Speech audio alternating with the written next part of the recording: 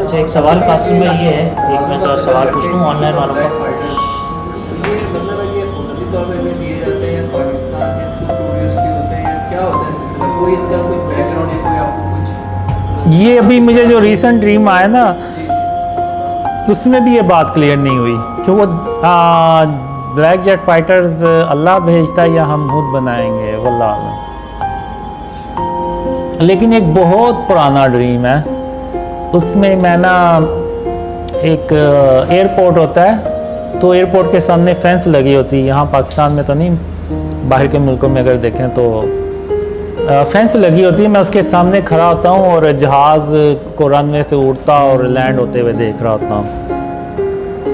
तो मोहम्मद सल्लल्लाहु अलैहि वसल्लम इधर से तशरीफ़ लाते हैं, मेरे पास आके खड़े हो जाते हैं। तो वो कहते हैं कि कासिम, ये जहाज़ तो ज़मीन से उड़ रहे हैं और ज़मीन पे ही उतर रहे हैं, तुम एक ऐसा अल्लाह के हुक्म से एक ऐसा हवाई अड्डा बनाओगे जो हवा में तैरेगा और बड़े बड़े और कवी हैकल जहाज़ वहीं पे उतरा करेंगे और वहीं से उड़ा करेंगे, वल्लाह आलम। तो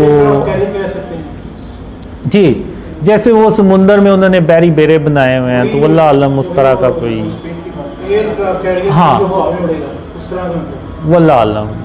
अब ये बहुत पुराना ड्रीम है। इस ड्रीम की 2 मज़ीद ड्रीम में मैंने बात भी की थी किसी से, किस तरह से मुझे ड्रीम आया था। ये आखिरी सवाल है कि ग़ज़वा हिंद की और हज़रत ईसा अलैहिस्सलाम के नज़ूल की कोई मुमासलत है? ग़ज़वा हिंद और हज़रत ईसा अलैहिस्सलाम के नज़ूल की कोई मुमासलत है? कोई कॉमन चीज़ जो कोई मतलब दोनों की पैरल है कि मतलब ग़ज़वा हिंद हदीस में है ना कि ग़ज़वा हिंद जब गाज़ी ग़ज़वा हिंद में जब फतह अल्लाह उनको दे देगा, तो जब वो बेटियों में झगड़ के लाएंगे, तो वो जब गाज़ी जब आएंगे तो वो हज़रत ईसा को दमिश्क में मतलब पाएंगे शाम में। वो कहते हैं जो फतह करेंगे ना ये लश्कर, वो उनको ईसा अलैहिस्सलाम को उधर भी पाएंगे, उधर पाएंगे जब। तो इसे देखा जाए कि कोई मसला है, मतलब वक्त वही है कि हज़रत ईसा अलैहिस्सलाम जब नज़ूल होंगे उससे मतलब उसके करीब करीब होगा ग़ज़वा हिंद देखा जाए तो?